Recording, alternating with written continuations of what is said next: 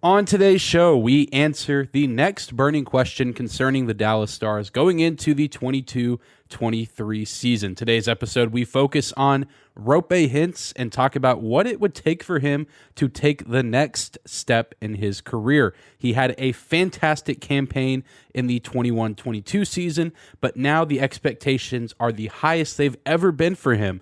And what will it take for him to get to those expectations, if not exceed them? We talk about that on today's episode of Locked On Stars. You're Locked On Stars, your daily podcast on the Dallas Stars. Part of the Locked On Podcast Network, your team every day.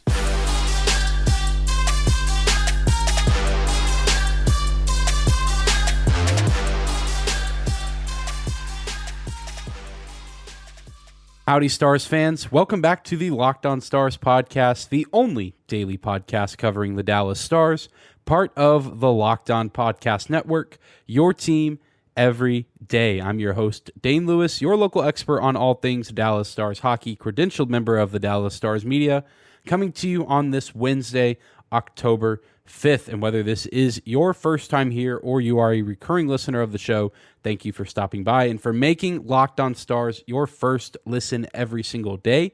Be sure to subscribe to the podcast on YouTube. Help us reach 1,000 subscribers by the end of the year 2022. You can also find and follow us on your favorite podcasting platform, whether that be Spotify, whether it be Apple. Leave us a 5-star rating or review if you like the show. It truly does help us out a ton. And lastly, you can follow us on social media at Locked On Stars on Twitter and Instagram, as well as my personal Twitter account at Dane_Lewis for all things tweets about the Dallas Stars, as well as a lot of other sports shenanigans, tweeting about Aaron Judge hitting 62 home runs last night in Dallas.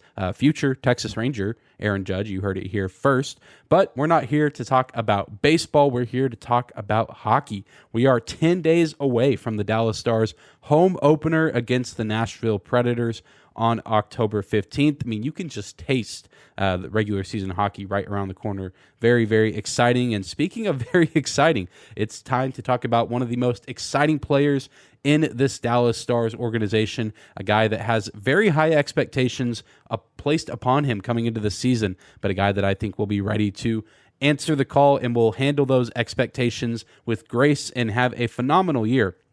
And this is a player that will be in a very similar situation that Jason Robertson is in right now a year from now. Hopefully it's not this dramatic, or maybe the Dallas Stars will work out some sort of deal with him in the middle of this season. I am, of course, talking about number 24, everyone's favorite Dallas Stars player from the country of Finland, Roope Hintz. And Roope Hintz had his best season this past year in the 21-22 campaign. He really took the NHL world by storm last season, and many people may not have seen it coming, but we did. Dallas Stars Nation saw this coming. We've known the kind of player that Roope Hintz has been. Drafted 49th overall in 2015, only behind Denis Gurianov and the Stars organization. Two very promising players. I would say Roope's panned out a little bit better than Denis up to this point, but we talked earlier this week that very excited to see what Denis Gurianov has in store this season. But also even more excited to see what Roope Hintz can do to follow up his phenomenal 21-22 campaign. And even, you look back at what he's done in the early stages of his Stars career, he's just started off and he's gotten better year by year, improving his numbers, improving the quality of play as he continues his young NHL career. Made a really good first impression in the 18-19 season with 22 points in 58 games played. Not too far off from what we saw Jacob Peterson do last year in his first season, 17 points in 65 games played for Petey, and 8 points in 13 playoff games for Roope Hintz in the 18-19 playoffs.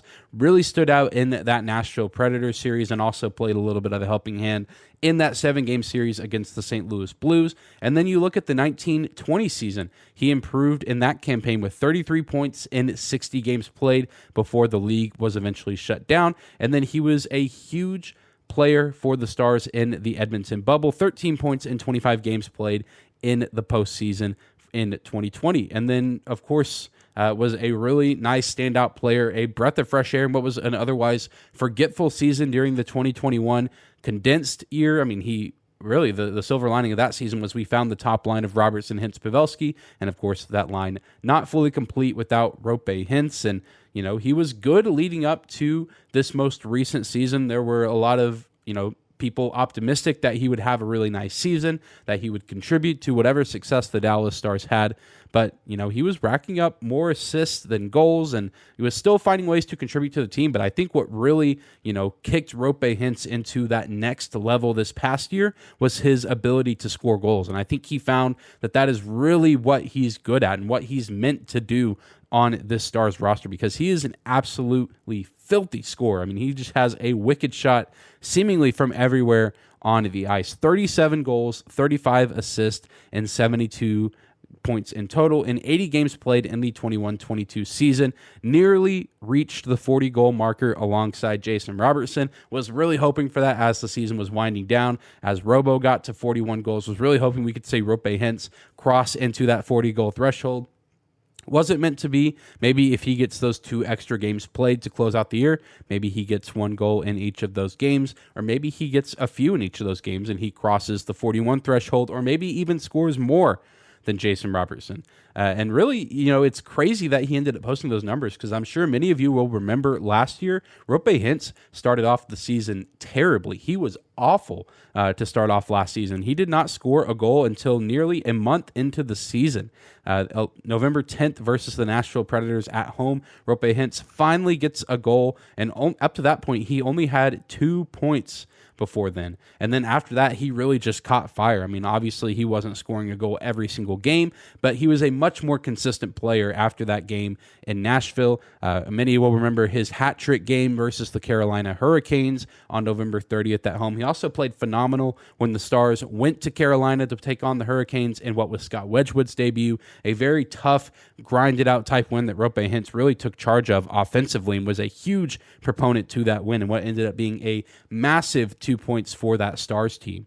And a ton of credit to his success can be given to that top line that he played on, the aforementioned Robertson, Hintz, Pavelski line. He really found his chemistry with those two, especially Joe Pavelski.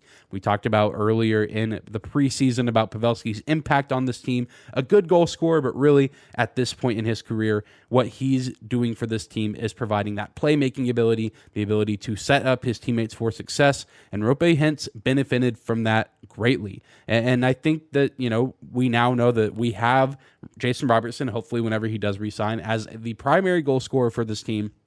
But Roope Hintz, I think on any given night, can also fill that role really well. It seems that he's finally found his niche with this team. Like we said, we reviewed his past seasons with the Stars. He's been good. He's been an effective player, and he can rack up a ton of assists. He's a multi-tool type player. He can score, but he can also rack up the assists and set up his teammates for success. But I mean, the Stars took a step forward and made the postseason with Roope Hintz scoring 37 goals last year. And so if he can do that again this year, I think the Stars can continue to compete in the Western Conference and especially the Central Division. I mean, he's a big-time scorer who can skate well on both sides of the ice. If we can see him play nearly 80 games, if not play every single game this season, and continue to improve those numbers. If you go look at his stats on the NHL website or any other website where you can find hockey stats, you'll see the points, the goals, the assists, they improve year after year. So if history is any indication, we should see an uptick in numbers with Roope Hintz this season, which is absolutely exciting because it's hard to imagine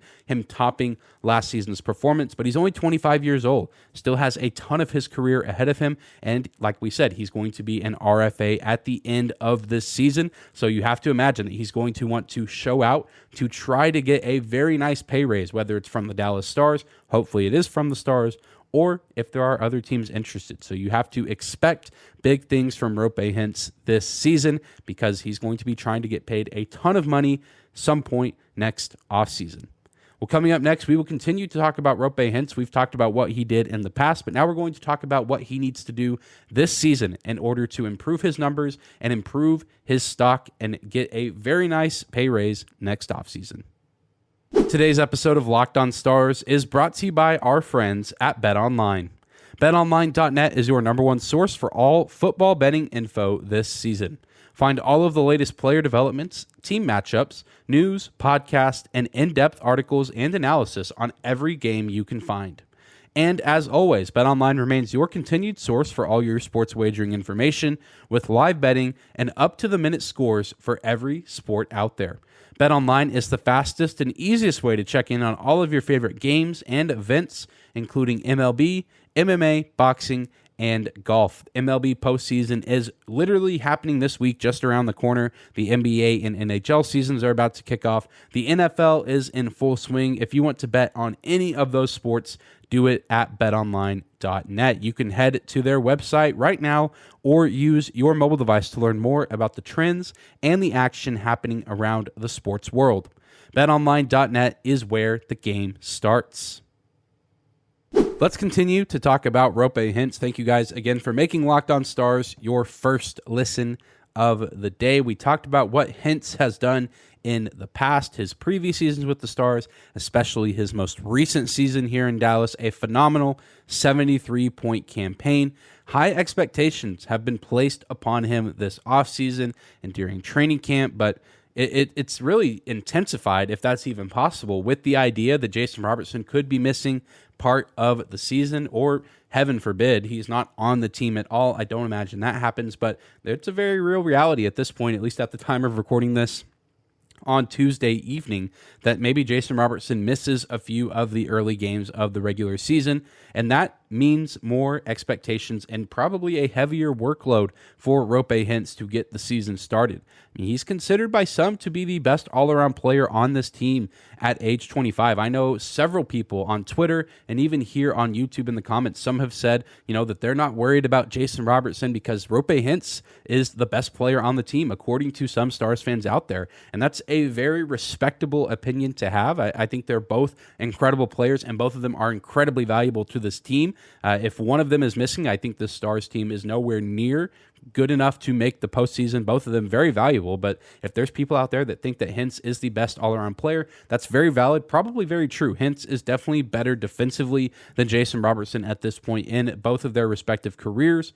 But Hintz, you just can't deny it if you look at the numbers. Obviously, he's a threat on the 5-on-5, but he can literally play at any moment in the game. He's great on the power play, 62 career power play points so far. He can kill penalties. He has 6 shorthanded points. Many remember last season that game against the St. Louis Blues in mid-November where he scored 2 shorthanded goals with Michael Raffl. Absolutely incredible performance, and he can just skate with absolutely anyone. There's really no situation in a hockey game where you cannot plug in Roope Hintz. You can plug him in anywhere on special teams, 5-on-5, overtime, 3-on-3. If there's any situation in a hockey game, you can put number 24 out there for the Stars and be fully confident that he can perform at a high level for your team. That's just the kind of player that he is, and the player that he's been expected to be when he was drafted by this team 7 years ago.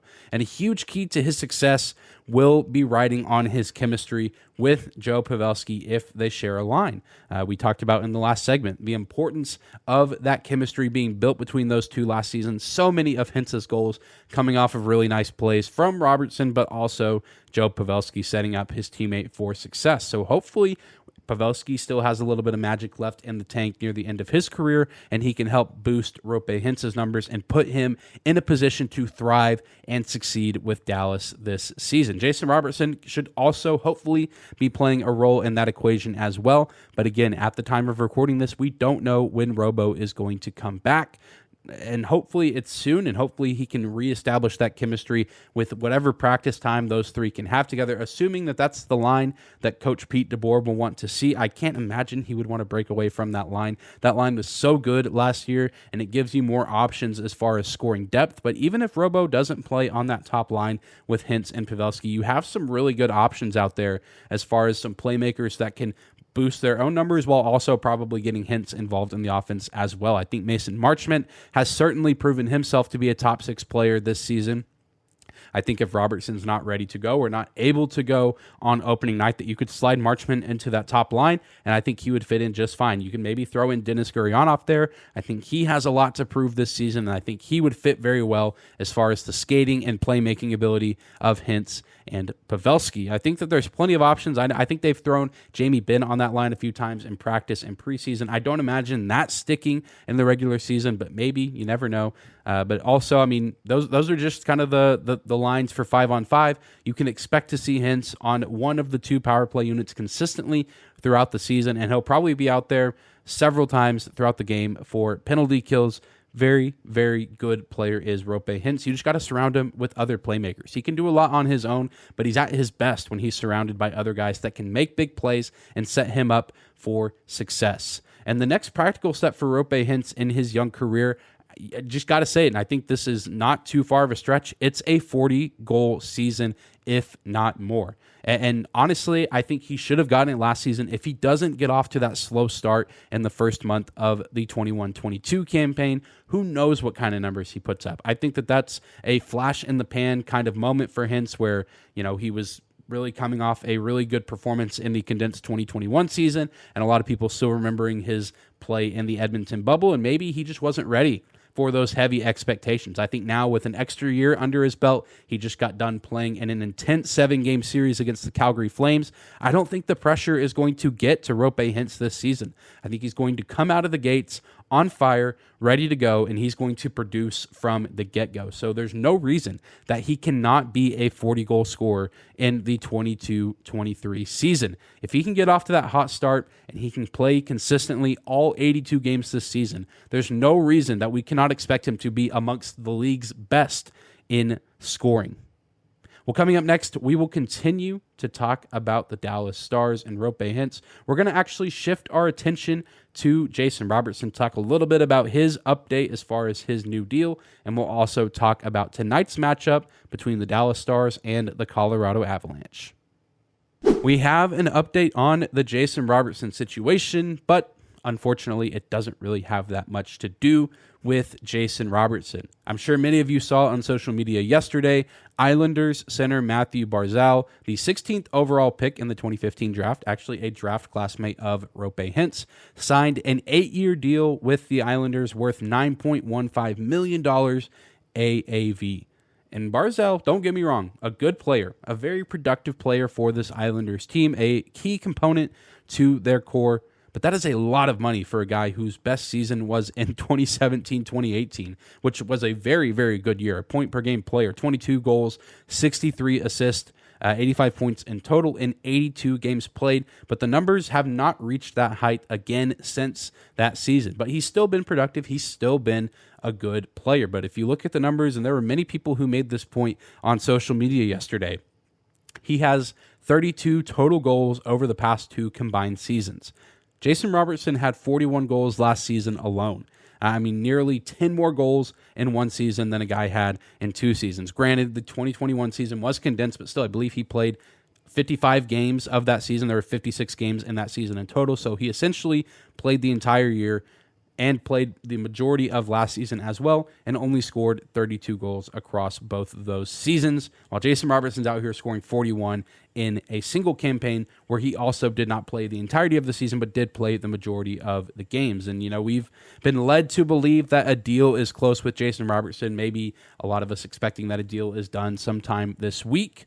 But you have to imagine that this deal once again raises the asking price of Jason Robertson in his camp, similar to the deals from Jordan Kyrou, Tim Stützle, and Tage Thompson, some of the guys that we've talked about earlier in the preseason that have signed big contracts. I think all 4 of these guys, Jason Robertson, a better player than all 4. I think all 4 are good players. They're great players. They're going to be great players in this league for a long time. But I think at this moment right now, Jason Robertson is better, and it is totally fair for him to expect as much money as these guys are making, if not more. But unfortunately, the Dallas Stars not really able to accommodate those demands at this moment. So we're going to have to continue to say, what can the front office do? How can this be done? How can we get a deal done that both is fair to the Stars as a team, but also compensates Jason Robertson properly for his skills and his services to the club? But other than that, the Dallas Stars, in their world, they do have their second-to-last preseason game tonight in Colorado against the Avalanche, a rematch of Monday's exhibition matchup. But this game will be nationally televised on TNT. So if you have access to TNT and you have nothing going on at 8:30 p.m. Central Time, be sure to tune in. Can't imagine we're going to see too similar of a roster that we saw on Monday. Again, the NHL is weird with their preseason rosters just because every coach is going to approach it differently. So maybe we won't see too many guys that we can expect on the NHL roster. And I think part of that is because this could be, maybe the last game opportunity that several players have to kind of show out for the coaching staff to make their final case of should they be on the NHL roster on opening night. So maybe we'll still see the Johnston, Stankovens, Borks of the world. Maybe we won't. It's hard to say at this point in time at 8:19 p.m. on Tuesday evening, but I imagine maybe even we'll see Scott Wedgwood in net. That's just my guess, given that Ottinger played on Monday, and you want to get Wedgwood some real game, real moment type reps. I feel like he hasn't gotten a ton of those this season. Maybe he has in just some of the games where they weren't streamed or televised, so I just personally haven't seen it. But nonetheless, I'm excited to see this team back in action. They've played much better on the road in the preseason than they have at home, which is weird because last season the Stars were almost unbeatable at home, and on the road they struggled a little bit. So maybe the narrative is flipping this season, which is maybe bad news for us because I know many of us are going to be watching the Stars play at home. And when you go to a home game, you want your team to win. But I don't know. It's not necessarily a bad thing to be a good team on the road. But do keep in mind what I said, that this could maybe be the last preseason game for some of these young prospects, guys that are trying to crack the NHL roster. We've been told by the coaching staff to expect several big cuts. There haven't been a ton of big moves so far this week, but maybe after this Wednesday night game, we'll see some really big moves made to the roster, and we'll start to get a better idea of what the opening night team will look like. Really, really hoping that we can at least see White Johnston on the opening night roster. Stankoven and Bork would be nice as well. I just don't know if there's room for them, but we're going to have to see what happens in this game and see what happens in Saturday's matchup against the Minnesota Wild. But that's going to do it for today's episode of Locked On Stars. Thank you so much again for stopping by, for tuning in, and making Locked On Stars your first listen of the day. If you're new here, hit that subscribe button on YouTube. Help us reach 1,000 subscribers by the end of the year. Follow us on your favorite podcasting platform. Leave us that 5-star rating or review. Just takes a couple of seconds and helps the show out tremendously. Follow us on social media at Locked On Stars on Instagram and Twitter, as well as my personal account on Twitter at Dane_Lewis. Be sure to tune in tomorrow as we will be recapping and reviewing Wednesday night's preseason matchup. Stars and Avalanche, I'm sure that there will be a lot to talk about and hopefully a Dallas Stars exhibition win. But we'll see you tomorrow, Stars fans. I hope you have a great Wednesday.